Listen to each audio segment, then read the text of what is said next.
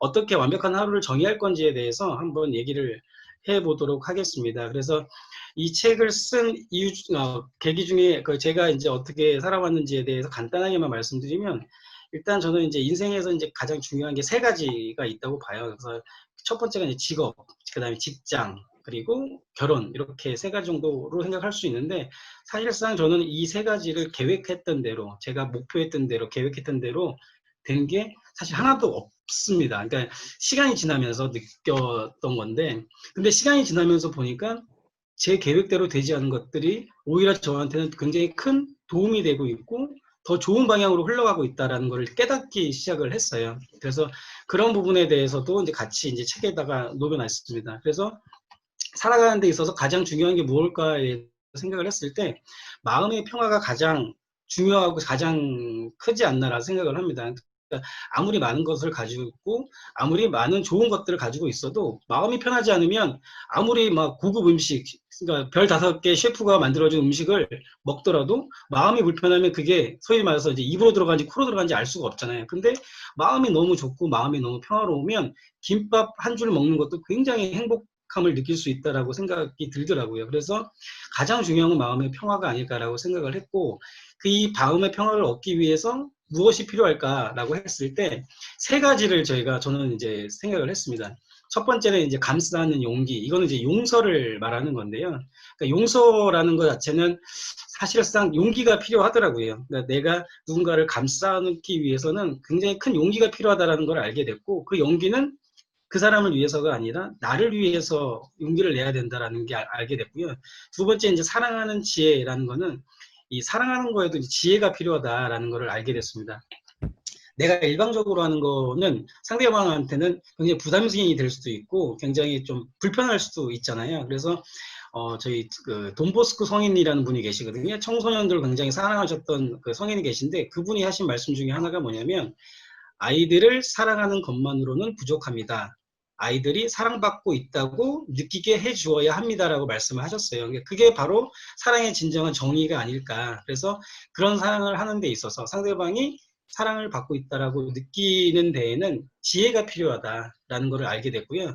함께하는 겸손은, 자기가 아무리 잘나고 아무리 뛰어났다고 해도 내 주변에 같이 함께하는 사람이 없다면 결코 그 사람은 돋보일 수 없다. 예전에 그 라디오스타, 혹시 영화라고 보신지 모르겠는데, 안성기랑 박중훈 주연이 나왔는데, 그때 이제 그 안성기라는 그 사람이 박중훈이라는 그 배우의 이제 매니저 같은 역할이었어요. 그때 했던 말이, 스스로 빛나는 별은 없다라고 얘기를 했거든요. 그게 뭐냐면, 함께 하고 있기 때문에, 진짜 별거 아닌 거를 하고 있는 것 같지만 그 사람이 있기 때문에 내가 빛이 날 수 있다라는 부분들을 많이 느꼈습니다. 그래서 이 세 가지를 가지고 있으면 마음의 평화를 얻을 수 있다라는 생각을 했었고요.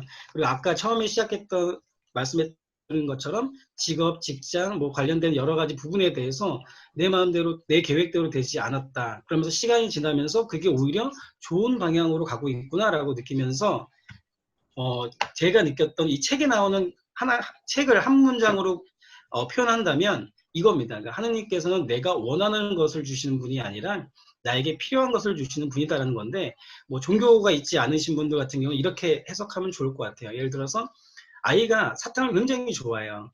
그렇다고 해서 우리 부모들이 아이가 원할 때마다 사탕을 계속 주는 건 아니잖아요. 그러니까 아이가 원하는 건 사탕이지만 아이한테 필요하지 않고 아이한테 안 좋을 수도 있기 때문에 사탕을 계속 주지는 않습니다. 그런데 아이는 이제 불평을 갖겠죠. 엄마는, 아빠는 나한테 사탕을 안 줘.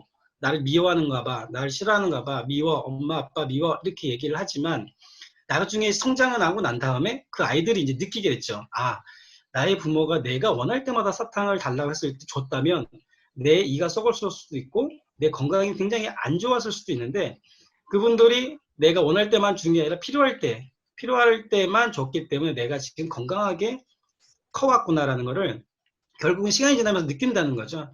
그래서 그런 부분들을 가지고 했을 때 이제 그걸 느끼는 건데, 그렇게 느낄 수 있는 거는 이제 그 이따가 뒤에도 말씀드리겠지만 밝은 점을 찾기 위해서 노력을 했어요. 그러니까 밝은 점을 찾는다는 건 뭐냐면, 진짜 밝은 어둠 속에서 밝은 점을 찾기 위해 노력하다 보면 내 앞에 있는 걸림돌이 디딤돌이 될 수도 있고요. 그 다음에 내 마음속에 좀 편안해지는 그런 어떤 생각이 좀 들더라고요. 그래서 그런 것들을 통해서 이제 완벽한 하루를 이제 만들어 갈 수 있지 않을까라는 생각을 했습니다.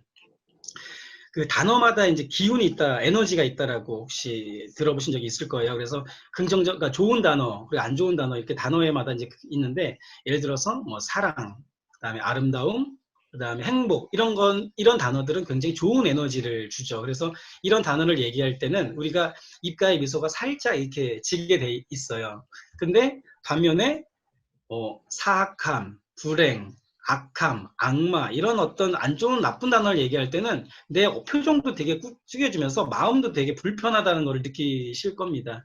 그만큼 단어마다 이제 기운이 있는데요. 기운이 있다고 하는데, 자, 완벽한이라는 이제 그 단어를 딱 들었을 때 우리는 어떤 느낌이 보통 드시나요? 완벽한이라는 단어, 완벽이라는 단어를 들으면 우리는, 아, 그래, 나한테 어울리는 단어야. 굉장히 좋은 단어지라고 생각하기보다, 야, 그런 게 있겠어? 그게 세상에 사실 있기나 하겠어? 라고 사실 부정적으로 반응하는 게 대부분이긴 합니다. 그래서 제가 쓰고 있는 여러 가지 종류의 이제 분야의 이제 글을, 이런 복음 묵상도 쓰지만 또 다양한 몇 가지의 또 글을 쓰고 있는데요. 그 중에서 사전적 정의라고 쓰는 글들이 있어요. 그러니까 뭐냐면 여기 보면 적적자잖아요. 그러니까 사전에 나와 있는 정의가 아니라 제가 살아오면서 느꼈던 그 단어의 정의를 새롭게 만드는 작업을 하고 있거든요. 그 중에서 이제 예를 들어서 뭐 결혼이라는 게 있으면 그 사전에 보면 결혼은 남녀가 한 쌍을 이뤄서 가정을 꾸림. 이게 이제 사전에 나온 정의입니다. 근데 제가 낸 정의는 2인 삼각 게임이다라고 이제 결혼을 정의를 했어요. 2인 삼각 게임을 혹시 뭐 모르시는 분도 계시겠지만, 운동회 같은 거 보면 제가 서 있고 옆에 한 사람이 더 서 있어요. 그리고 그러면 발이 총 4개잖아요. 근데 내 오른쪽 발과 상대방의 왼쪽 발을 묶습니다.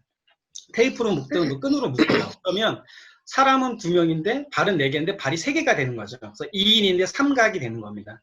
이 게임에서 제일 중요한 거는 호흡이에요.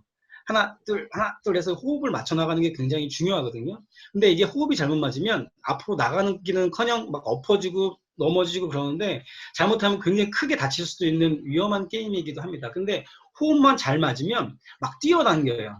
그만큼 이제 호흡 맞추는 게 굉장히 중요한데, 결국 결혼은 자유로웠던 두 사람이 만나서 다리를 한쪽씩 뭉습니다. 구속력이 생긴다는 거죠. 구속력이 생기고 또 한쪽 다리는 또 자유의 다리도 있고, 그래서 이제 구속력을 가지고 같이 함께 호흡을 맞춰서 나아가는 과정이 결혼 생활이지 않나라고 생각을 했습니다. 제가 이제 한 17년 정도 차가 됐거든요. 결혼한 지가. 그렇게 지내면서 이제 느꼈던 부분입니다. 이렇게 여러 가지 이제 단어들이나 이런 것들을 제 나름대로의 사전적 정의를 하고 있는데요. 그래서 완벽이라는 단어도 다시 한번 사전적 정의를 한번 해보면 어떨까? 완벽은 사전에 보면 흠이 없는 상태라고 돼 있어요. 사전의 정의에 보면. 근데 흠이 없는 상태가 과연 있을 수가 있을까요? 없잖아요. 그래서 저는 이렇게 정의를 했습니다.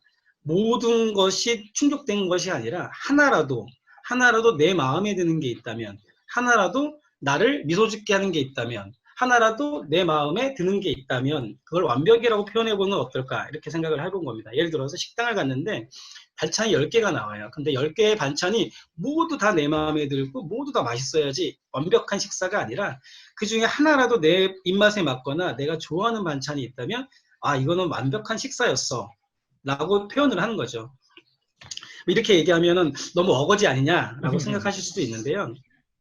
사람은 생각보다 안 좋은 것으로 좋은 거를 이렇게 누르려는 습성이 있어요. 그러니까 안 좋은 마음으로 좋은 마음을 계속 누르려는 습성이 있습니다. 그게 어떤 의미냐면, 습관적으로 우리 이런 단어 많이 쓰지 않나요? 다 좋은데, 이 사람 다 좋은데, 그 사람 참 다 좋은데 참 우유부단해. 이 사람 다 좋은데 뭔가 조금 그래. 이건 뭐냐면 10 중에서 9은 좋은데 안 좋은 하나, 이거를 포커싱이 되는 거예요. 그래서 안 좋은 9개를 나쁜 1개를 가지고 누르는 거죠. 그러면서 우리가 이제 다 좋은데라는 표현을 많이 쓰는 것 같아요. 그러니까 무의식적으로 쓰는 거죠. 그러니까 우리는 알게 모르게 행복해지고 싶다, 그 다음에 마음의 평화를 얻고 싶다라고 얘기는 하지만, 오히려 우리는 안 좋은 단어나 안 좋은 것들에 더 쏠려 있어요. 이거는 이제 통계적으로 나와 있는 건데, 좋은 소식보다 나쁜 소식이 굉장히 3배 정도 빠른 속도로 퍼지고 많은 사람한테 전달을 한다고 하더라고요. 그러니까 우리는 행복해지길 원하지만 좋은 소식은 잘 안 전하고 안 좋은 소식을 되게 많이, 그래서 우스갯소리로 세상에서 제일 재밌는 구경이 불구경하고 싸움 구경이라고, 남들이 안 좋은 부분에 대해서 우리는 더 많은 관심을 갖고 있다라는 거, 그런 부분들이 있다라고 생각을 합니다. 그래서 저는 그렇게 생각합니다. 감정도 연습을 해야 된다라고 생각을 해요. 그러니까 내가 가만히 있는데 갑자기 막 마음이 평화가 오고, 내가 가만히 있는데 막 행복한 감이 느끼는 게 아니라, 내가 그걸 찾으려고 했을 때, 그런 노력을 했을 때 나한테도 좀 더 좋은 게 보이기 시작하는 거죠. 왜 우리 미용실 갔다 오면 지나가면서 누구 보죠? 사람의 머리만 보잖아요. 내가 새 신발을 샀어요. 그러면 사람들이 신발만 보게 돼 있어요. 왜? 내 관심사가 거기에 꽂혀 있기 때문에. 그래서 나의 관심사를 나쁜 소식, 안 좋은 소식이 아니라 좋은 소식, 좋은 것들을 찾는데 좀 더 마음을 쓰면 좋지 않을까.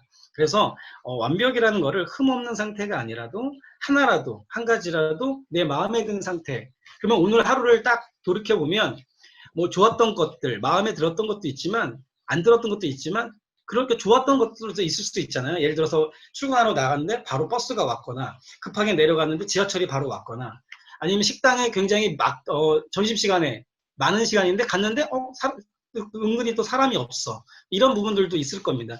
가만히 돌이켜보면 우리는 오늘도, 어제도, 그제도 내 마음에 하나쯤은 마음에 들었던 부분들이 분명히 있을 거예요. 그러면 우리는 이미 완벽한 하루를 보내고 있었던 거죠. 그거를 내가 인정하지 않았고 내가 부정했기 때문에 완벽이 아닌 거죠. 그래서 제가 영어를 굉장히 잘 못하는데요. 제가 근데 제일 좋아하는 영어 문구가 있습니다. It's up to you라는 건데요. 어떤 영화에서 나왔던 거예요. 어떤 사람이 어떤 그 리더한테 질문을 합니다. 이거 어떻게 하면 좋겠습니까? 라고 했을 때 그 리더가 It's up to you 라고 얘기했습니다.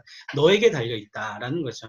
결국은 완벽한 하루라는 거, 완벽이라는 것은 누가 나한테 주는 게 아니고 내가 결정하고 내가 그렇게 만들어갈 수 있다라는 거를 좀 말씀드리고 싶습니다. 그래서 이제 여기까지가 이제 완벽에 대한 정의. 이건 책에 나온 내용은 아니고요. 제가 이제 강연을 준비하면서 이제 내었던 내용이고요. 이후에는 이제 책에 관련된 내용들 몇 가지들 뽑아가지고 한번 그 얘기를 나눠보도록 해보겠습니다. 시련을 견디는 힘이라는 이제 내용이 있는데요. 여기에 보면은 이제 이런 거 있죠. 우리 앞에 펼쳐진 상황은 굉장히 다양하잖아요. 근데 그걸 보고 해석하는 거는 다 다릅니다. 받아들이는 마음에 따라 이제 다른 건데요. 사실 저는 긍정적으로 바라보라, 긍정적으로 본다라는 단어를 그렇게 좀 좋아하진 않아요. 긍정적이라는 것보다는 오히려 밝은 점 찾기, 밝은 점을 보자라는 걸 더 좋아해요. 왜냐하면 긍정적이라는 부분은 예를 들어서 이런 겁니다. 짜장면, 그러니까 내가 밥을 먹어야 되는데 짜장면밖에 먹을 수 없는 돈밖에 없어요. 나는 선택의 여지가 없이 무조건 짜장면을 먹어야 되는 상황이 생긴 거예요. 그러면 짜장면을 먹을 때 긍정적으로 생각해라, 긍정적으로 바라봐라. 그러면 대부분 이렇게 많이 표현을 해요. 아, 짜장면이 꿀맛이네 라는 표현을 많이 하잖아요. 뭐 밥이 꿀맛이네 이런 표현 하는 것처럼. 근데 거기에는 가만히 생각해 보면 현실을 부정하고 싶은 마음이 깔려 있다라고 저는 이제 느껴졌어요. 이거는 짜장면인데 왜 짜장면에서 꿀맛이 나온 거지? 나는 이건 짜장면이 아니야. 나는 꿀을 먹고 있어. 스스로를 세뇌를 시키는데 현실을 부정한다라는 느낌이 좀 많이 받았습니다. 그래서 밝은 점을 찾는 거는 뭐냐면 그 자체에서 이제 좋은 점을 발견하려고 노력을 하는 거예요. 예를 들어서 이 짜장면이 양념이 내 입맛에 맞게 되게 매콤하네. 되게 맛있는, 그러니까 매콤하게 괜찮네. 이렇게 표현을 하는 거죠. 그래서 제가 이제 느끼는 거예요. 물론 사람에 따라 의견이 다를 수 있지만, 그래서 저는 긍정적으로 본다라는 거는 현실을 좀 부정하려고 하는 마음이 있다. 그러지 말고 현실 속에서 그 안에서 정말로 밝은 점, 좋은 점을 한번 찾아보면 어떨까라는 생각을 했습니다. 있는 그대로 찾는 거. 그래서 살다 보면 굉장히 힘든 시간들 많이 있습니다. 물론 저보다 연배도 많으신 분들 계시겠지만, 그리고 저보다 더 많은 어떤 어려움들을 겪고 이런 분들이 많이 계시겠지만, 진짜 힘들고 어려운 일이 있으면 별일이 아닌 게 막 별일이 돼요. 뭐 베테랑에 보면 명대사 있잖아요. 내가 문제라고 하면 문제가, 내가 문제로 삼으면 문제가 된다라는 것. 그러니까 내 잘못이 아니지만 상대방이 이거 잘못이야 그러면 잘못이 되는 거죠. 소위 말해서 이제 갑과 을의 관계에서는 그렇게도 되기도 한다는 거죠. 근데 그거를 이제 그렇게 그 밝은 점을 찾으려고 노력을 하다 보면 내 앞에 있던 이 걸림돌이 디딤돌이 되기도 하고요. 그 다음에 독이 약이 되기도 한다는 걸 알게 됐습니다. 그러면서 감사하는 마음이 생기더라고요. 현실을 회피하는 게 아니고 현실 안에서 감사하는 것들을 찾으려고 하다 보면 이렇게 생각이 들더라고요. 견딜 수 있는 힘듦을 주셔서 감사하고요. 내가 견딜 수 있는, 그리고 감당할 수 있는 어려움을 줘서 감사하다라는 거. 지금 당장 힘듦과 어려움에 대해서 불평을 하는 것이 아니라 그래도 이건 내가 견딜 수 있는 어려움이고 내가 견딜 수 있는 힘듦이라는 거에서 감사하게 된다라는 겁니다. 그래서 이제 성경 문구 중에서 이제 이런 문구가 있는데요. 결국 사람이 이겨낼 수 없는 시련을 주지는 않으신다라는 건데, 이런 말씀 많이 들어보셨을 거예요. 신은 한쪽 문을 닫을 때 반드시 다른 한쪽 문을 열어둔다라는 얘기를 들어보신 적이 있을 겁니다. 근데 우리는 닫힌 문을 바라보면서 고개를 숙이죠. 이쪽에 열려 있는데 열린 문을 볼 생각을 하지 않고 닫힌 문만 바라보고 고개를 숙이고 있기 때문에 열린 문을 못 보는 거죠. 있었는데. 그래서 어두운 점에 매몰되기보다는 밝은 점을 찾으려고 노력을 하고 밝은 점을 찾으려고 하다 보면 지금 내가 앞에 있는 여러 가지 시간의 어려움들이 오히려 시간이 지났을 때, 제가 아까도 말씀드렸죠. 시간이 지났을 때 오히려 좋은 방향으로, 우리 그런 경험 혹시 있지 않나요? 그러니까 내가 계획한 대로 됐어요. 근데 나중에 시간이 지나면서 오히려 그게 나한테 안 좋은 영향을 끼치는 경우도 있고요. 내 계획대로 안 됐는데 시간이 지나면서 오히려 잘 됐네 라는 느낌, 다른 경험을 누구나 아마 해봤을 겁니다. 그래서 그런 것들을 가만히 살펴보면 지금 현재가 다가 아니다. 이게 결국 나한테 좋은 점으로 바뀔 수도 있다. 근데 그렇게 하려면 내가 그냥 가만히 있는 게 아니라 아까 또 말씀드린 것처럼 감전 연습을 해야 된다고 말씀드렸잖아요. 그 안에서 밝은 점을 찾으려고 계속 노력하다 보면 짧게는 뭐 하루 이틀 만에 발견할 수도 있지만 길게는 저처럼 10년이 지나서 10년, 15년이 지나서 밝은 점을 발견할 수도 분명히 있다라는 거. 그래서 그거는 나한테 달려있다라는 부분을 말씀드릴 수 있을 것 같고요. 두 번째는 이제 그 이유 없이 공허한 느낌이 들 때라는 건데, 우리 가끔씩 이제 이런 느낌 드는 데 있잖아요. 하루 종일 너무 바빴어요. 너무 정신없고 너무 바빴는데 이런 말 하잖아요. 한 게 없는 것 같다. 그러니까 일을 너무 많이 하고 막 진짜 정신없이 막 돌아다녔는데 돌이켜보면 한 게 없는 것 같아요. 그리고 이제 저는 그래서 사실 런닝머신 뛰는 걸 별로 안 좋아하거든요. 런닝머신은 그 다람쥐 쳇바퀴처럼 제자리만 계속 뛰는 것 같아가지고 별로 안 좋아합니다. 그래서 바깥에 이렇게 치고 나가는 이런 것들을 좋아하는데 제자리에 있는 것 같다는 느낌이 들어서 이제 그런데 그런 생각이 가끔 들 때가 있잖아요. 우리도 옆에서 보면은 나보다 이미 조금 더 나가 있는 것 같고 나보다 성장하고 있는 거고 저 사람은 하루가 다르게 뭔가 변화되고 있는 것 같은데 나는 뭔가 한다고는 하지만 그 제자리인 것 같은 느낌이 들 때, 그때 저는 이런 생각이 들었습니다. 저도 이제 그런 느낌이 많이 들어가지고 그 기도하고 이제 묵상하면서 계속 그랬었는데 그때 문득 이제 이런 생각이 들었어요. 어릴 때 사실 저희 집에서 이제 콩나물을 키웠거든요. 이런 다라이라고 보통 표현을 하죠. 다라이에다가 이제 바구니를 넣고 콩을 이렇게 깐 다음에 물을 막 부어요. 그리고 이제 무슨 뭐 담요 같은 걸 이렇게 덮어놓은 게 하는데 제가 이제 그거를 이제 저희 어머니가 이제 그 하시는 걸 이렇게 지켜봤어요. 근데 물을 이렇게 부으면은 화분 같은 경우는 물이 이렇게 고여 있다가 이렇게 스며들잖아요. 근데 콩나물은 붓는 족족 빠져나가는 거예요.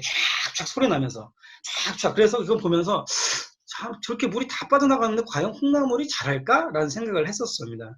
그래서 한번 정말 신기해가지고 계속 매일매일 자세하게 보게 됐어요. 근데 어느 날 보니까 갑자기 조금씩 이제 뿌리가 줄기가 나기 시작을 하더니 어느 날 갑자기 이제 콩나물이 되어 있는 거죠. 그걸 보면서 그때 당시에는 사실 느끼지 못했는데 나중에 커서 이제 느끼게 된 건데, 그 의미 없이 붓는 그 활동이, 그 행동이 결국은 의미가 없지 않았다. 이 콩들은 조금씩 조금씩 그 물들을 자기 양분으로 삼고 있었다라는 거를 느끼게 된 겁니다. 그래서 내가 하고 있는 것들, 내가 하고 있는 노력이나 이런 것들이 의미 없다고 느껴진다라면 이 콩나물을 한번 생각해 보면 어떨까라는 생각이 들었습니다. 저는 이렇게 생각해요. 꾸준함. 세상에 꾸준함을 이길 수 있는 것은 절대 없다라고 생각을 합니다. 작은 거라도 조금씩 조금씩 매일매일 꾸준히 하다 보면 언젠가는 그거는 차곡차곡 쌓여서 결과를 발휘할 때가 분명히 있을 겁니다. 근데 내가 너무 빠른 결과를 바라거나 내가 좀 초조하기 때문에 그게 의미 없는 것처럼 보이기도 하고 아무것도 안 되는 것처럼 보이지만 결국 시간이 지나면 반드시 콩나물이 된다. 그래서 그런 믿음만 있으면 될 것 같아요. 반드시 이 콩나물이 된다라는 믿음만 있다면 내가 하고 있는 어떤 활동이나 이런 것들이 반드시 좋은 결과를 낼 수 있을 거다라고 생각이 듭니다. 두 번째는 이제 당신은 사람을 진심으로 대하고 있습니까? 라고 이제 라는 부분인데요. 사실 우리는 이제 그 상처받은 건 많이 생각하잖아요. 다른 사람이 나한테 상처 줬다. 다른 사람이 나한테 안 좋은 말을 했다라고 생각을 많이 하는데, 의외로 우리도 누군가한테 진짜 나는 아무 의미 없이, 아무 별 생각 없이 했는데 그 말이 상처가 될 수도 있고요. 그 행동이 상처가 될 수도 있다라는 말을 좀 생각을 해봐야 될 것 같다는 생각이 들었어요. 예전에 어떤 그 책에서 이런 문장이 있더라고요. 사람은 말을 하는 내용이 아니라 그 사람이 말하는 감정, 느낌을 통해서 그 전달을 받는다라는 거죠. 그러니까 내가 말하는 텍스트로 인해서 그 사람을 마음을 전달받는 게 아니라 말하는 어떤 그 사람의 마음을 통해서 전달이 된다는 거죠. 왜 이런 느낌 저는 받아본 적이 있는데요. 어떤 사람이 그러니까 여럿이 있는데 막 화를 내고 막 울분을 토하면서 막 얘기를 해요. 근데 그 사람이 그렇게 울분을 토하면서 얘기를 할 때 저는 그 안에서 그 사람의 슬픔을 봤습니다. 아, 이 사람이 진짜 나 너무 힘들다라는 거를 그렇게 표현하는구나. 나 좀 도와달라는 표현을 그렇게 하는구나라는 걸 느꼈어요. 그러니까 안 좋게 얘기하고 안 좋은 표현을 쓴다고 해도 그 사람 마음이 진심이라면 그게 느껴진 건데, 또 어떨 때는 굉장히 조곤조곤하게 친절하게 말하는 사람들이 있잖아요. 근데 뭔지 모르게 그 말이 내 가슴 속에 탁 스며드는 게 아니라 튕겨져 나간다는 느낌을 되게 많이 받은 적이 있어요. 그거는 그 사람의 말에 대한 텍스트는 굉장히 좋은 말이지만 마음 자체에 진심이 담겨 있지 않기 때문에 저한테 이제 스며들지 않았다.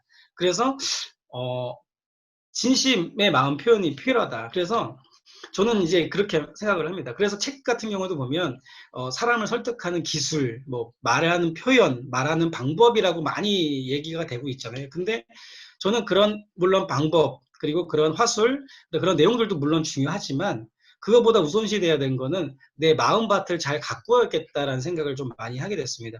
내 마음밭을 잘 가꾸면 내가 물론 잘 표현을 해야 되겠지만 내가 혹시라도 잘못 표현하더라도 상대방은 그 마음을 알아주지 않을까? 이런 생각을 많이 하게 됐습니다. 그래서 표현보다는 진심을 담는 노력을 해야 될 것 같다는 생각이 듭니다.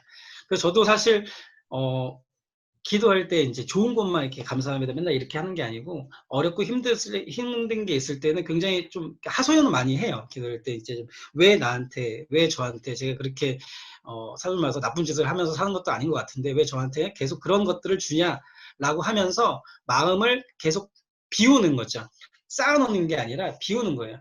우리 수영장 가면 탱탱볼 놀이 가끔 하잖아요. 근데 이거를 이제 물 속으로 막 누르다 보면 아무리 힘센 사람도 탱탱볼 높이의 한 배 정도, 깊이의 한 두 배 정도, 그 이상 내려보내는 사람은 없습니다. 근데 막 누르다가 손을 미끄러서 툭 나요. 그러면 공이 튀어 오르는데 공의 한 4배, 5배 이상 튀어 오르잖아요. 물에 잠긴 거는 요만큼인데 튀어 오르는 건 그 몇 배를 튀어 오른다는 거죠. 그거는 뭐냐면 내 마음속에 그런 안 좋은 감정들을 계속 쌓아놓다 보면 언젠가 나도 폭발을 하게 되는 거죠. 사람이기 때문에. 근데 그 폭발하는 거, 내가 욱 해가지고 저질렀던 말과 행동이 결국 나한테 도움이 되지 않는 거죠. 가끔씩 뉴스 보면 안타까운 소식들 있잖아요. 피해자가 욱하는 마음에 했던 게 그래서 해서 범죄의 가해자가 되는 상황들, 그런 뉴스들도 많이 좀 보셨을 겁니다. 그런 거 보면 참 안타깝다는 생각이 많이 들어요. 그 사람들은 그런 것들을 안 좋은 감정을 계속 쌓아놓다 보니까. 그래서 우리가 해야 될 거는 쌓아놓는 게 아니라 계속 소비를, 그러니까 인내는 근육처럼 쓰면 쓸수록 느는 게 아니고 소비된다고 하더라고요. 소비된다는 말이 있습니다. 그래서 인내는 한계가 있다는 거죠. 그래서 안 좋은 마음이나 안 좋은 감정들은 계속적으로 배출을 하고 계속적으로 내보내는 연습을 해야 됩니다. 그래서 뭐 기도가 아니더라도 묵상을 하거나 뭐 명상도 많이 하잖아요. 그때 계속 좋은 마음을 억지로 가지려고만 하지 말고 내 안에 있는 안 좋은 감정을 계속 배출을 해야 된다고 생각을 해요. 뭐 예를 들어 등산하거나 이럴 때도 막 소리도 질러보고 뭐 얘기도 해보고 혼잣말로 하더라도 계속적으로 이렇게 뱉어내야 되는 건데 저희처럼 이제 글을 많이 쓰는 분들은 이제 글을 통해서 그런 것들을 많이 또 표현도 하기도 하고 배출을 하기도 해요. 그래서 안 좋은 감정을 쌓아놓지 말고 계속적으로 배출을 할 필요가 있다라는 생각을 하면 좋을 것 같고요. 마지막으로 이제 우리는 사실 영원한 을이다라는 표현을 많이 쓰고요.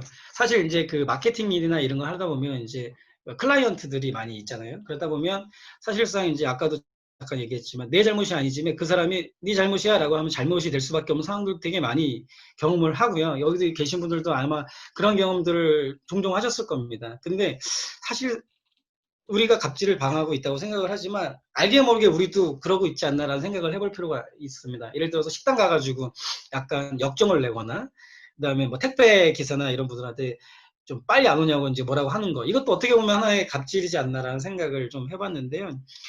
그래서 그런 것들을 많이 경험하고 감용하고 하면서 처음엔 되게 화가 많이 나더라고요. 왜 이렇게밖에 될 수 없느냐? 왜 이런 구조밖에 될 수 없느냐? 왜 내 잘못이 아니라 내 잘못이 되어야 되느냐라는 것들을 막 하는데, 그런 것들도 많이 생각하다 보니까 나중에는 어떤 이야기를 듣게 됩니다. 이야기를 들으면서 그 사람이 참 안 됐다, 안쓰럽다라는 생각을 하게 됐어요. 그게 어떤 거냐면 토끼와 호랑이라는 얘기인데요. 어느 날 토끼가 이제 그 숲속을 막 거닐기 시작을 합니다. 근데 갑자기 여우가 막 인사를 해요. 좀 더 지나니까 고라니도 인사를 하고 심지어 막 곰이 막 인사를 하는 겁니다. 토끼는 처음엔 쟤네들이 왜 그러지? 라고 생각을 하다가 계속 인사를 받다 보니까 자기한테 알 수 없는 힘이 생겼다라고 생각을 한 거예요. 착각을 한 거죠. 그래서 고개를 이제 그때부터 이제 어깨를 딱 펴서 이제 걸어가기 시작을 해요. 이제는 그 친구들이 뒤에는 이제 호랑이가 따라고 있었던 건데, 그 사람들이 그 동물 다른 친구들은 이 토끼의 거만함을 보면서 비웃기 시작을 하죠. 근데 이 토끼는 그 비웃음도 보지 못해요. 왜? 이미 자기는 그런 거만함, 교만이 이제 쌓여있기 때문인 거죠. 그렇게 막 지나가다가 나중에 결국 뒤에서 호랑이가 아웅 하면서 이제 토끼를 잡아먹는다는 얘기입니다. 우리가 소위 말해서 우리한테 갑질하는 사람들의 보면 그 사람들은 그 사람의 백그라운드, 배경, 뭐 예를 들어서 직업이라든가 직장이라든가 그 다음에 직책이라든가 이런 배경을 통해서 우리가 그 사람한테 고개를 숙이고 그 사람한테 얘기를 하는 건데, 그 사람은 그 배경을 보고 하는 게 아니라 자기한테 하는지 착각을 하는 거죠. 그래서 저는 이제 예를 들어서 갑질을 하는 사람들을 만날 때, 그런 사람들을 바라볼 때 아까 얘기했던 것처럼 안쓰럽다, 좀 안 돼 보인다, 불쌍하다라는 얘기가 드는 게 토끼가 호랑이 놀이하고 있다라는 생각이 들더라고요. 그래서 그렇게 생각이 드니까 오히려 그를 측은지심으로 바라보게 되는 그런 상황이 좀 생겼습니다. 그래서 우리한테 그렇게 얘기하고 그렇게 하는 사람들을 만나면 왜 저 사람이 나한테 하지? 그래서 그 안 좋은 쓰레기를 나의 마음속에 담아두는 것이 아니라 저 사람이 토끼가 호랑이 놀이하고 있구나라고 생각을 하고 오히려 측은지심으로 좀 바라봐 주는 게 좋지 않을까. 그게 내 정신 건강에도 좋고, 어떻게 보면 또 그런 사람들이 굉장히 많아요. 진짜 힘있고 진짜 그런 사람들은 오히려 되게 겸손하다는 걸 아실 겁니다. 오히려 그러니까 변은 익으면 고개를 숙인다라는 굉장히 흔한 속담만 있는 게 아니라 진짜로 그렇게 자기 자신의 내공이 있는 사람들은 그렇게 하지 않는다는 것을 우리는 알 수 있잖아요. 그래서 오히려 그렇게 하는 사람들이 힘이 없고 그렇기 때문에 자기를 보호하려고 하는 역 활동이라고 생각을 하고 그렇게 보면 좋지 않을까라고 생각을 해봤습니다. 그래서 제가 제일 좋아하는 성경 문구입니다. 이거는 뭐냐면 이제 좀 힘들고 어려울 때가 있을 때 이 문구를 보면 굉장히 힘이 나요. 그러니까 내 편이 있다는 거죠. 그러니까 저는 종교애가 있기 때문에 하느님이 내 편이 있지만 여기 계신 분들은 뭐 내 남편이 될 수도 있고 내 아내가 될 수도 있고 우리 아기가 될 수도 있고 세상 모든 사람들이 나한테 등을 돌려도 나의 편을 들어줄 수 있는 사람이 분명히 한 명은 있을 거라고 생각을 해요. 그래서 그 편이 있다라고 생각을 하면 이 사람이 내 편인데 과연 감히 누가 나와 대적할 수 있겠냐라고 생각이 들면 어떠한 힘듦, 어려움, 상황, 사람 다 이겨낼 수 있는 힘이 생긴다라고 생각이 듭니다. 그래서 요거는 이제 넘기도록 할게요. 그래서 결국은 마음의 평화를 찾는 게 가장 중요한데 그거는 누가 해주는 게 아니라 아까 it's up to you, 나한테 달려있다라는 겁니다. 그래서 감싸 안는 용기를 낼 필요가 있고요. 사랑하는 지혜를 구하는 어떤 노력을 해야 되고, 제일 중요한 거는 나랑 함께 하고 있는, 사실 저도 이런 오늘 강연을 제가 뭐 이렇게 강연을 하고 있지만 사실 그 준범 작가님이 이렇게 좋은 시간들, 그 다음에 좋은 이렇게 자리를 마련해 주지 않았으면 제가 감히 어떻게 이렇게 할 수 있었을까 생각을 합니다. 그래서 최근에는 이렇게 도와주시는 분들이 너무 많아서 오히려 제가 힘을 얻고 이렇게 할 수 있는 것 같아요. 그래서 저도 이런 선한 영향력을 좀 베풀 수 있고 낼 수 있고 그런 사람이 되면 좋겠다라는 생각을 했고요. 그리고 책강에서도 이제 강연 끝나고 이제 얘기를 들었던 멘트 중에 하나가 뭐냐면, 책을 내고 제일 좋은 게 뭐예요? 라고 사람들이 물어보잖아요. 그러면 이제 인세부터 해가지고 유명해지고 여러 가지 사항들이 있는데, 저는 책을 내면서 제일 좋았던 게, 더 잘 살아야겠다라는 마음을 갖게 된 게 책을 냈을 때 제일 좋은 저한테는 좀 피드백인 것 같더라고요. 그러니까, 사실 이 책에 읽어보시면 알겠지만, 저도 그렇게 살고 있지는 않습니다. 진짜. 살고 못하고 있고, 나도 그렇게 살려고 노력을 하는 거고, 그래서 그런 노력을 같이 한번 해봤으면 좋겠다. 그러니까 제가 이걸 썼기 때문에 가끔씩 읽어보면, 소위 말해서 저도 이제 사다 보면 욱할 때도 있고요. 그 다음에 미워할 때도 있고, 누구도 막 소위 말해서 뒷담화 할 때도 있고, 근데 그러면서도 다시, 그러면 안 되지, 그러면 안 되지 하고 계속 회귀하려는 노력을 많이 하거든요. 그래서 책을 써서 가장 좋은 거는 내가 조금 더 잘 살려고 노력하는 마음이 생겼다는 거고, 그런 것들이 조금씩 이제 주변 사람들한테 선한 영향을 주면 너무 좋겠다라고 생각을 해봤습니다. 그래서 오늘 말씀드린 거는 이제 일부분을 말씀을 드린 거고요. 추후에 기회가 되면 좀 더 자세한 얘기를 드릴 수 있으면 좋을 것 같습니다. 지금까지 경청해 주셔서 감사드립니다. 고맙습니다. 네, 김영태 작가님, 네, 제가 사실은 김영태 작가님 뵌 게 지금 네네. 겨울인가? 한번 모임에서 뵙고, 한 네, 달 맞습니다. 전쯤인가? 네, 한 달 네네. 전쯤인가? 그때 책 나와서 제가 이 책을 선물을 받고, 네네. 이 좋은 책을 또 정성스러운 책을 주셨는데, 네네. 어떻게 보답해드려야 될까 고민을 하다가 예. 오늘의 이 자리까지, 그 고민의 결과가 오늘 이 네네. 자리까지 됐고요. 네네. 어, 저는 사실 종교는 없어요. 종교는 없는데, 네네. 어, 다양한 종교를 다 겪어보고 나서 나의 종교는 무엇일까 찾아보는 중에 있어요, 아직까지. 네네네. 힘든 일도 많고 한데, 제가 책에 괜찮으면 한 가지만 여쭤보고 싶어요. 네네네. 책의 37페이지 쪽에 보니까, 어, 시련이 생겼을 때 그걸 이제 도구로 받아들일 것이냐, 아니면 네네네. 약으로 승화시킬 것이냐, 네네. 그 자체를. 네네. 그 두 가지 선택지 앞에서 작가님은 네네. 인생에서 어떤 시련이 있었고 그 시련을 어떻게 도구로 만드셨는지, 약으로 만드셨는지, 그리고 약으로 만들었다면 어떤 형태의 어떤 본인의 약간의 이제 아픔이겠지만 혹시 네네네. 그런 이야기를 좀 들려줄 수 있으실까 하는 질문. 예. 간단하게, 아까 제가 말씀드렸잖아요. 직업, 직장, 결혼, 이 세 음, 가지가 제 계획대로 되지 않았다. 사실 저는 체육교육을 전공했습니다. 그래서 저는 체육교사가 꿈이었어요. 네네. 예, 체육교사가 꿈이었고, 그래서 체육교사를 되려고 이제 임용고시를 준비하려고 이제 마음 먹고, 하던 일을 딱 그만두고, 이제, 내년부터는 임용고시를 준비해야지라고 했을 때, 결혼을 하게 됐어요. 그러니까 제가 28, 저희 집사람이 음, 24살. 그러니까 어릴 때 음, 아무것도 못 모르고 결혼을 한 거죠. 결혼을 하고 열심히 공부했죠. 붙어야 되니까 무조건. 그래서 백수로 이제 공부를 했는데, 진짜 열심히 공부를 했는데, 결론은 떨어졌죠. 왜냐면이 아니라 하루에 15시간씩 공부했고, 같이 이제 그 노량진에 보면 학원들이 있거든요. 그러면 300명 정도 되는 이제 수강생 중에서 모의고사를 보면 항상 5등 안에 들었었어요. 그래서 당연히 붙을 거라고 저는 생각을 했었는데, 뭐, 떨어졌습니다. 근데 딱 떨어졌는데, 떨어지고 2달 있다가 이제 첫째가 나오게 생긴 거예요. 나오게 생긴 게 아니라 출산 예정이 된 거죠. 그러니까 지금은 이제 더 이상 좌절할 수도 없고 힘들다고 막 이렇게 한탄할 수도 없는 상황이었고, 닥치는 대로 막 일을 하기 시작했습니다. 뭐 전화기도 팔고 막 여러 가지 진짜 닥치는 대로 다 일을 했었는데, 그러다가 이제 지금 하고 있는 이제 제약회사 마케팅 관련된 회사를 알게 돼가지고 일을 시작을 했어요. 근데 너무 재밌더라고요. 저희는 주로 이제 주말에 출장을, 요즘에는 이제 코로나 때문에 많이 뜸했다가 다시 이제 활성화되기 시작했는데, 주말에 출장이 많아요. 그러니까 심포지엄, 세미나를 진행을 해야 되니까. 그럼 주중에도 일하고 주말에도 일하고.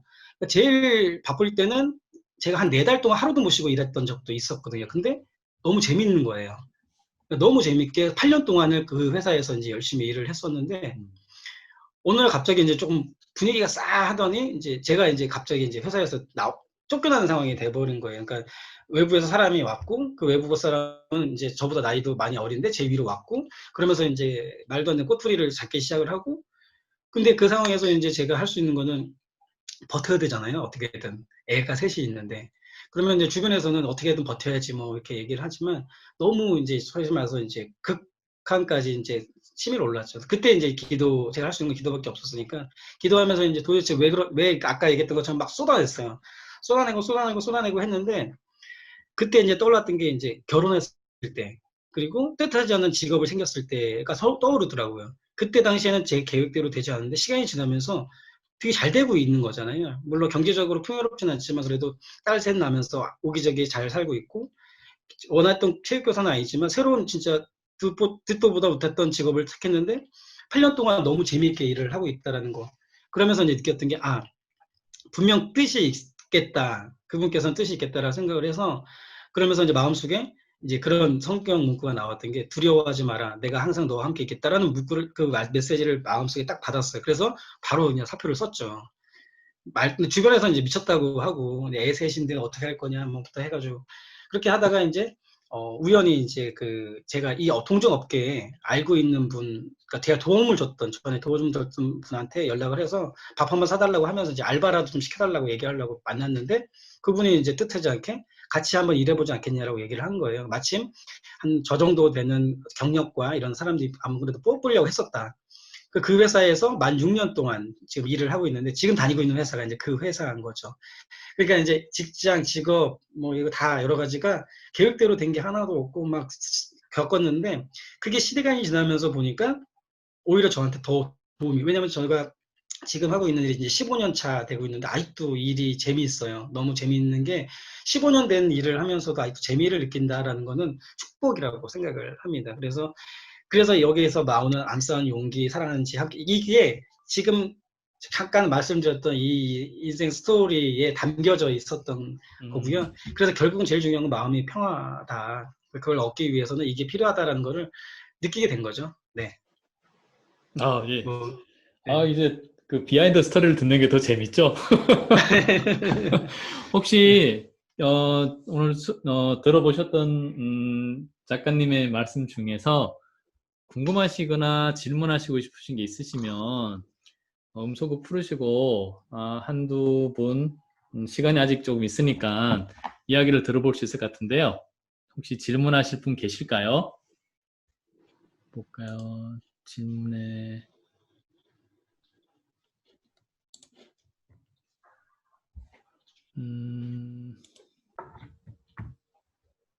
챗으로 질문하십시오. 예. 양현결 작가님께서 책 출간하면서 제일 힘들었던 순간이 언제입니까? 라고 물어보셨네요. 출간하면서요? 네. 책을 출간하면서 사실 힘들었던 건 별로 없던 것 같고요. 왜냐면은 예전부터 써왔던 글들을 모아서 낸 거기 때문에 뭐 어려운 건 없었는데, 사실 출간하고 난 다음에 더 어려웠죠. 그러니까 출간한 다음에 어려웠다는 거는 뭐냐면, 이제 그거죠. 그러니까 사실 뭐 책이 나오면 처음부터 잘 될 수는 없지만, 사실 이제 이게 종교 에세이다 보니까, 제가 이제 교보문고나 이제 가면은 저기 종교 쪽에 한쪽 구석에 책도 작으니까, 제가 알면서 가도 이제 애써서 찾아야지 찾을 수 있을 정도로 그런 상황인 거잖아요. 그래서 그게 이제 저를 처음엔 사실 좀 힘들게 했습니다. 그래서 좀 좌절 아닌 좌절을 했었는데, 지난번에 이제 강연도 하고 지금도 오늘도 이렇게 하면서, 제가 잘못 생각하고 있다라는 느꼈던 게 뭐냐면, 얼마나 많이가 아니라 누구라도, 사실 책을 처음 낼 때도 그랬었거든요. 한 명이라도 이 책을 보고 마음에 좀 위안을 받고 좀 이렇게 공감을 하고 이런 사람이 있었으면 좋겠다라고 생각을 했는데, 처음에 순수했던 마음은 어디 갔는지 이제 나오자마자 이제 또 욕심이 생긴 거죠. 저도 사람인지라. 그래서 그게 제일 힘들었던 것 같아요. 그래서 마음을 비워야 되지 않을까. 책을 출간을 한다고 해서 막 갑자기 막 세상이 바뀌는 건 아니다. 그래서 그냥 내 어떤 결과물을 냈다. 내 결과물을 이렇게 세상에 이제 공개했다라는 정도의 마음을 가지면 좋지 않을까. 예, 저는 그래서 지금 겸허하게 제가 할 수 있는 거는 마음밭을 잘 가꿔서 계속 글을 사람들 쓰고 하는 게 제가 해야 될 역할인 거고, 이거를 선택하는 거는 사람들의 역할인 거고, 근데 이 선택하는 사람들의 역할까지 내가 어찌할 수 없는 부분까지 어찌하려고 하다 보니까 마음이 불편한 거죠. 그러니까 대부분의 우리가 걱정하고 하는 게, 대부분 생각해 보면 내가 어찌할 수 없는 것들이잖아요. 내가 어찌할 수 있는 것으로 걱정하는 게 아니라, 어차피 내가 손 쓸 수도 없고 내 결정에 의해서 판단되는 것도 아닌 것 가지고 걱정을 하게 되니까, 그런 걱정을 하지 말자 라고 예, 생각을 합니다. 그래서 편하게 내십시오. 네. 네, 우리 양현결 작가님도 지금 열심히 글 쓰고 계시니까, 네. 참, 다음 강연이시잖아요. 아, 네. 잠깐만요. 신창환 작가님께서 질문이셨는데요. 초심을 계속 유지하는 게 힘들잖아요. 작가님의 비법, 초심을 유지하는 비법이 궁금하십니다. 질문 주셨네요. 초심이라고 한다면 이제 처음에 마음 뭐 이런 거 책을 썼을 때 마음일 수도 있고 글을 썼을 때 마음일 수도 있고 그래서 사실 저는 제가 이제 하루 일과를 어떻게 시작하냐면요 새벽 5시에 일단 기상을 하고요 기상을 하고 이제 물을 한 잔 간단히 먹고 저희 제대가 있습니다. 예전에 이제 그 복음 묵상 쓸 때 보면 이제 그 사진 동일한 사진이 있었는데 그게 이제 제 제대인데, 그 5시에 이제 거기 이제 한 30분에서 40분 정도 기도를 해요. 그러니까 복음을 읽고 묵상을 하고 이제 기도를 하면서 그때 이제 제일 많이 하는 얘기가 죄송합니다라는 말을 제일 많이 해요. 왜냐면 전날 살면서 이제 사람도 사실 뭐 미워도 해보고 소위 뒷담화도 하고 막 승질도 내고 다 하잖아요. 그러니까 매일매일 리셋을 하는 거예요. 아침에 리셋하고 또 하루 종일 또 다니면서 또 이렇게 하고 다시 또 리셋하고 그러니까 그런 것들을 반복하는 게 과연 의미가 있냐라고 생각을 하지만 그게 이제 예전에는 이만큼이었다면 이제 조금씩 좁혀지는 느낌이 드는 거예요. 예전에 예를 들어서 성질을 냈던 게 5개였다면 이제 3, 4개 점점 좁혀진다라는 느낌이 들거든요. 물론 성인처럼 하루 동안 아무런 죄를 짓지 않고 살 수는 없겠죠. 근데 그게 점점 더 좁혀지는 느낌이 든다. 그래서 제가 봤을 때는 자신만의 아침에 루틴을 만들면 좋지 않을까. 그러니까 하루를 돌아보는 것도 물론 중요하지만 아침에 내가 어떻게 살아야 됐고 어저께 했던 일 중에서 내가 잘했던 건 뭐고 잘못했던 건 뭐고 한번 정리를 해보고 이게 반복되더라도 계속 하다 보면 조금씩 내가 나아가고 있다는 느낌이 들지 않나라는 생각이 듭니다. 그래서 그렇게 자기만의 루틴을 한번 만들어 보시면 좋지 않을까 이렇게 생각을 해봅니다. 예. 네. 5시에 일어나시면 몇 시에 주무십니까? 저는 그래서 한 11시에 자려고 노력을 하고요. 좀 넘어갈 때도 있고. 근데 요즘은 그렇다고 해서 5시 매일 한다고 하면 거짓말이고요. 예를 들어 전날에 좀 이렇게 과음을 하거나 이제 그럴 때는 이제 좀 5시 반, 6시에 일어날 때도 있긴 하죠. 물론 사람인지라 네, 노력을 아주 하지만 인간적이신데요? 네, 네, 그렇습니다. 그래서 네. 어떻게든 이제 그런 부분들은 하려고. 왜냐면 혼날 것 저는 그렇거든요. 이제 혼날 것 같으니까. 그걸 안 하면 내가 혼날 것 같다라는 생각이 들어서 하는 것도 사실 있습니다. 예. 부모님 말씀 잘 안 들으면 혼날 것 같으니까 말 잘 듣고 하잖아요. 그것처럼 저도 제가 이제 믿는 분한테 혼날까봐, 기도 안 하면 혼날까봐 억지로라도 하려고 노력을 하는 거죠. 예. 네. 혹시, 오늘 제가 처음 뵙는 권위숙 선생님 혹시 오늘 강연 어떠셨는지 여쭤봐도 될까요? 음소거가 좀 풀려 있어야 되는 것 같은데 혹시 여기 네 말씀해 보실 네, 안녕하세요. 저도 네. 예, 얼떨결에 들어왔는데 예. 저는 그 작가님 책도 아직 못 읽었는데 예. 강연하실 때 콩나물 얘기하는 거 되게 감명적이었어요. 그러세요? 예. 예, 예. 그 음. 내가 무언가를 하고 있는데 콩나물 키울 때 물 이렇게 부으면 다 쏟아지고 뭘 하는 거 있어서 보이지 않고 힘들고 이랬는데 콩나물 잘한다는 그 말씀을 되게 간단한 진리인데 그 안에 콩나물의 철학이 들어있는 듯한 것들을 다시 되돌아보게 돼서 너무 기억에 남는 콩나물이었어요. 콩나물을 다 저희 부모님은 다 키우신 걸로 저도 봤는데, 저도 김영치 작가님이랑 아마 연배가 비슷해서 그 시절에 그 느낌은 좀 알 수 있는 것 같습니다. 네. 작가님, 선생님 이런 내용도 말씀해 주시고 감사합니다. 네, 네, 감사합니다. 네. 그리고 이유미 선생님은 제가 목소리만 아까 들었는데, 네. 지금 또 목소리, 아까 지금, 안녕하세요. 이제 얼굴도 보여주셨네요. 네. 얼굴이 너무. 네. 네, 오늘 강연 어떠셨나요? 네.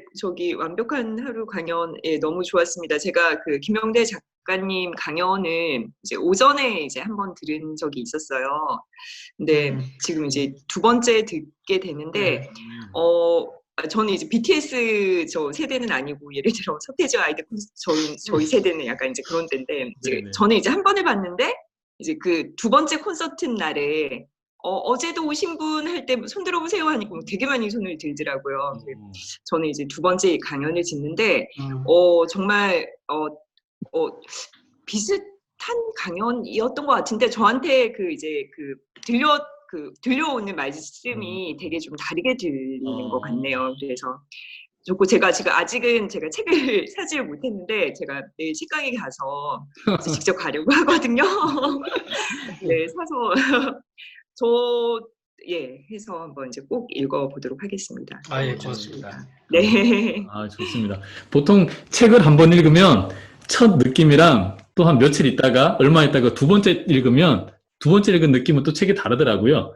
아마 그 말씀이랑 같이 네네. 강연도 이제 그 내가 이분을 처음 알았을 때는 약간 아이스 브레이킹도 필요한 거고 좀 익숙해졌을 때는 그분의 마음속으로 한 걸음 더 들어가니까 이분이 조금 더 따뜻하게 느껴질 수 있고 뭐 그런 느낌이 아니셨을까 하는 생각이 좀 드는데요. 저기 윤샘이라고 해야 될까요? 네. 우리 오늘 예, 잘못 어떠셨어요? 아니 저 줌이라는 거 처음 들어와서 아직 적응이 잘 안 돼서. 네, 앞으로 코로나 시대는 좀 이런 쪽에 환경에 예. 익숙해지시면 편하실까요, 아마? 네. 저는 사실 종교에 대한 약간 그런 게 거부 같은 게 있어서 사실 이 책 자체가 하나님 꼭 그 구절이 꼭 나오더라고요.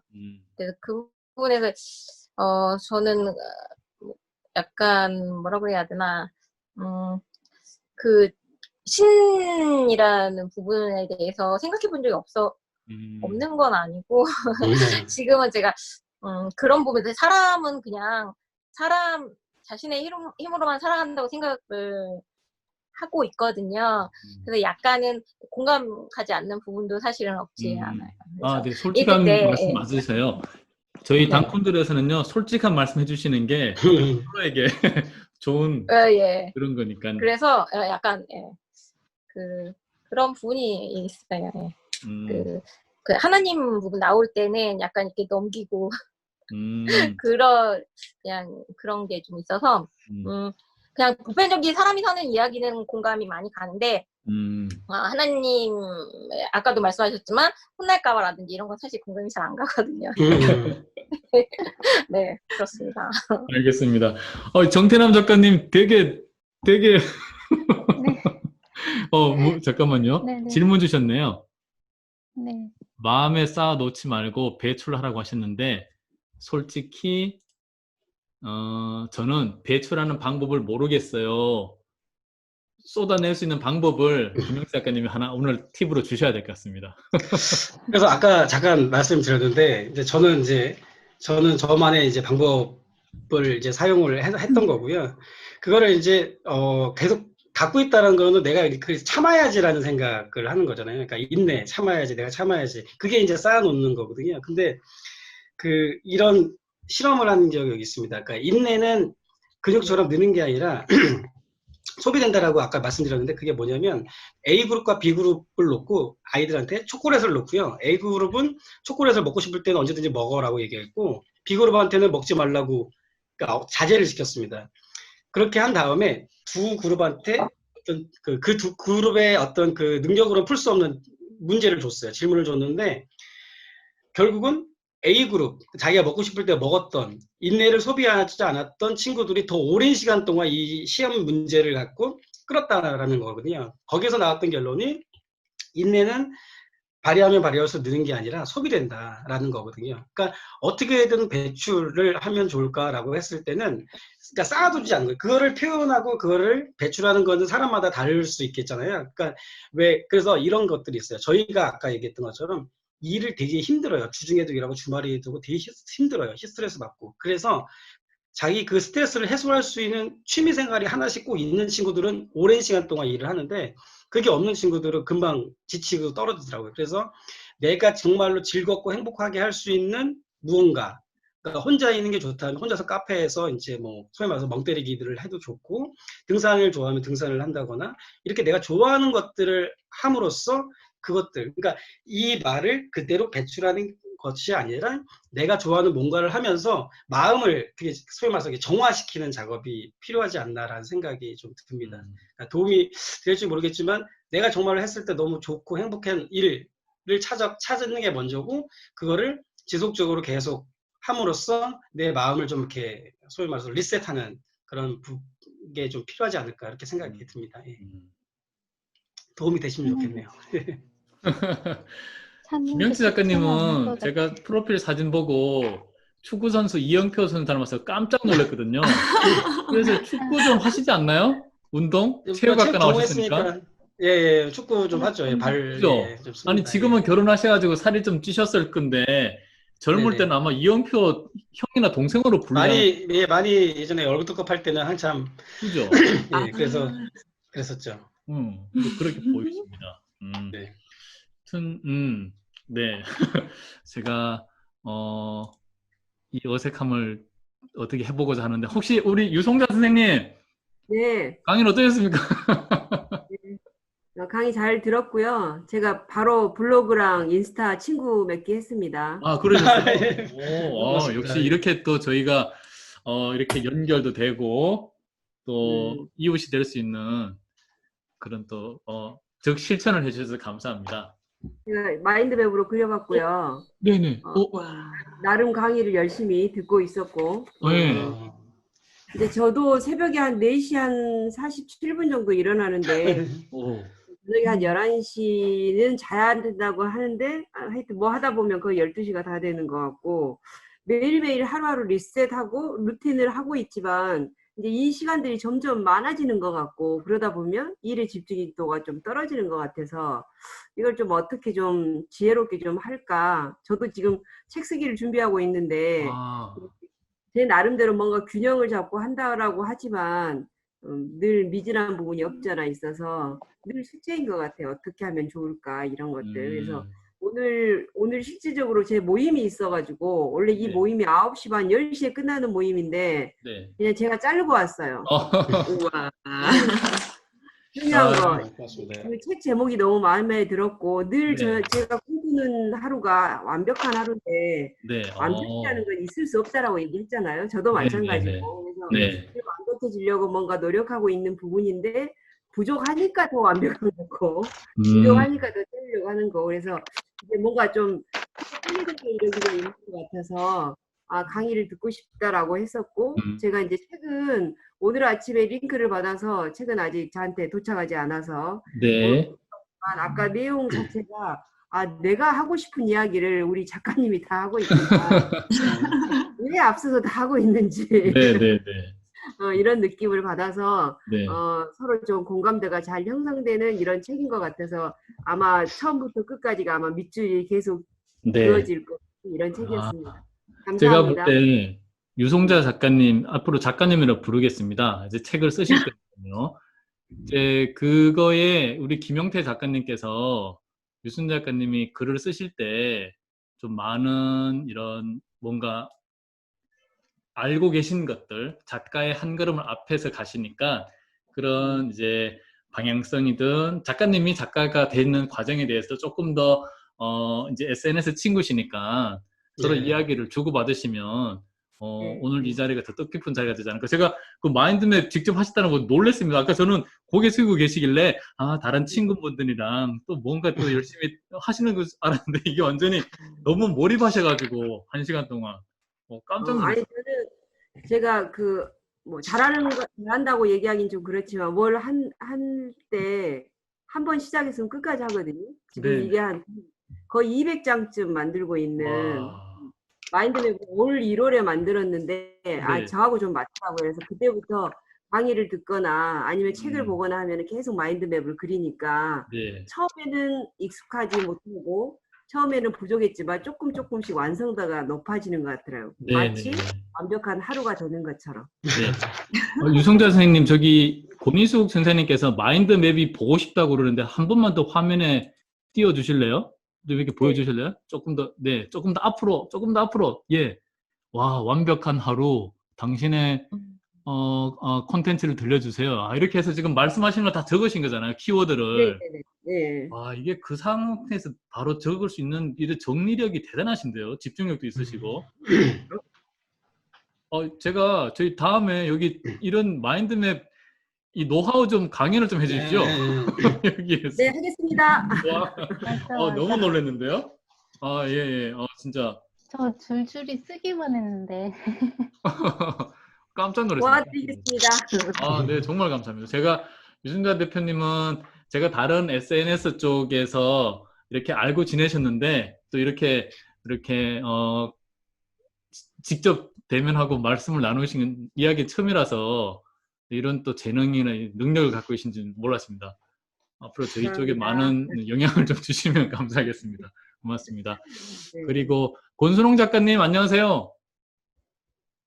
네, 목소리 안 나와요. 혹시? 네. 안녕하세요. 네, 좀 늦게 오신 것 같습니다.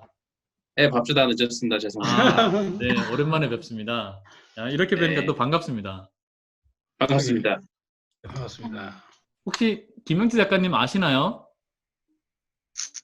저는 늦게 와서 좀 죄송했는데 책을 2번이나 읽어가지고 저는 오, 역시. 아, 2번이나 읽어서 반갑습니다.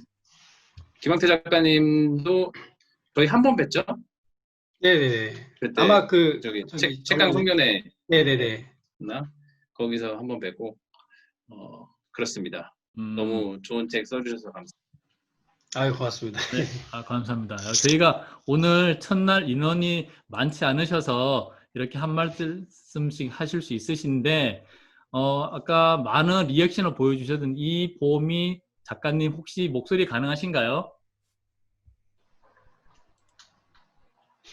네. 네. 어떠신가요? 안녕하세요. 한 말씀 부탁드리겠습니다.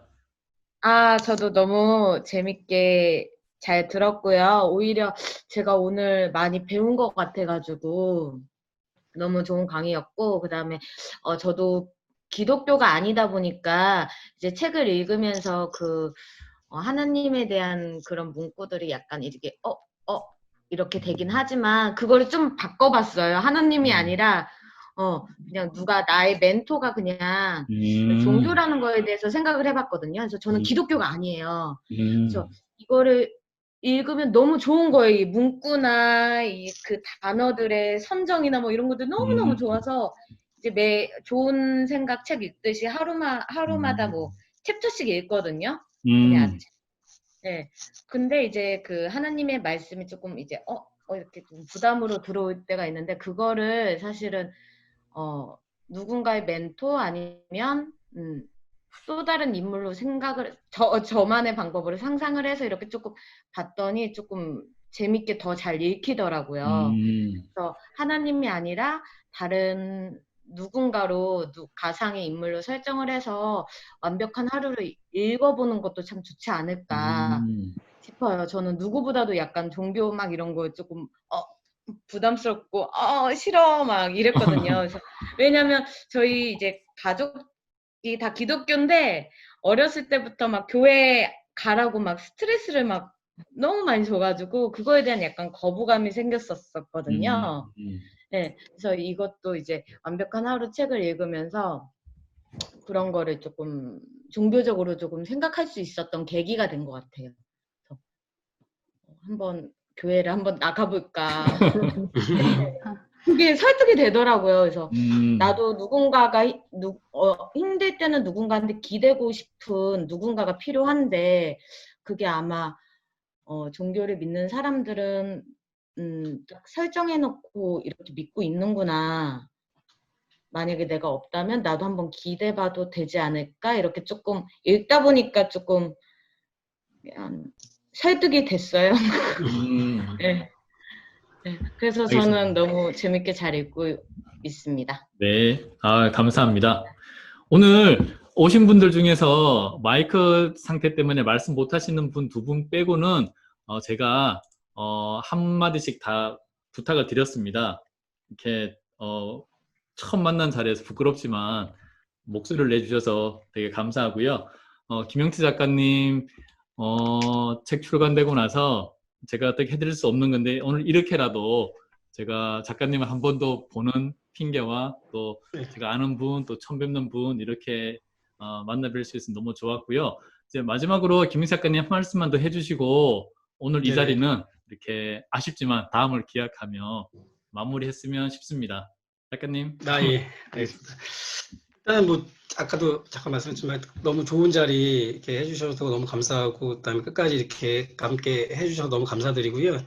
사실상 아까 몇몇 분이 말씀 주셨던 종교적인 얘기는 종교인 사람들끼리도 되게 낯간지러운 경우도 되게 많이 있어요. 예, 사실 뭐 너무 이렇게 하는 것도 그렇고. 그래서 이제 나중에 보시면 아시겠지만 거의 이제 일상적에서 제가 이제 접목시켰던 그런 이야기들이 좀 많이 있습니다. 그래서 아까 이보미 작가님이 말씀 주신 것처럼 그렇게 하면 어떻게 좋겠다라는 생각도 저도 문득 하게 됐습니다. 그래서 아까 얘기했던 것처럼 it's up to you. 그러니까 이게 나한테는 독이 될 수도 있지만 약으로 쓰려고 하면 또 약으로 방치는 그거를 아마 좀 말씀해 주신 것 같아서 너무 감사드리고요. 저도 나중에 그거 잘 들었다가 다른 누군가가 이렇게 질문하면 그렇게 한번 말씀드리면 너무 좋을 것 같다라고 해서 함께하는 겸손 이거 참 중요하다. 그래서 같이 여기 계신 분들이 한마디씩 주신 부분들이 참 더 많은 도움이 됐다라고 생각이 듭니다. 그래서 너무 감사드리고요. 저도 꼭 여기 계신 모든 분들한테 조금이나마 도움이 될 수 있도록 항상 머릿속에 마음속에 기억하고 있겠습니다. 네, 고맙습니다. 네, 고맙습니다. 이렇게 오늘 첫 번째 당신의 콘텐츠를 들려주세요. 성공적으로 여러분들이 참여해 주시고 말씀을 나눠 주셔가지고 잘 마치게 됐고요. 이제 8월 달에 다음에 있을 강연에 대해서도 제 블로그나 저희 단톡방에 대해서 말씀드리도록 하겠습니다. 긴 시간 이렇게 참석해 주셔서 감사하고요. 그럼 다음에 저희 뵙도록 하겠습니다. 안녕히 계세요. 고맙습니다. 네, 고맙습니다. 고맙습니다.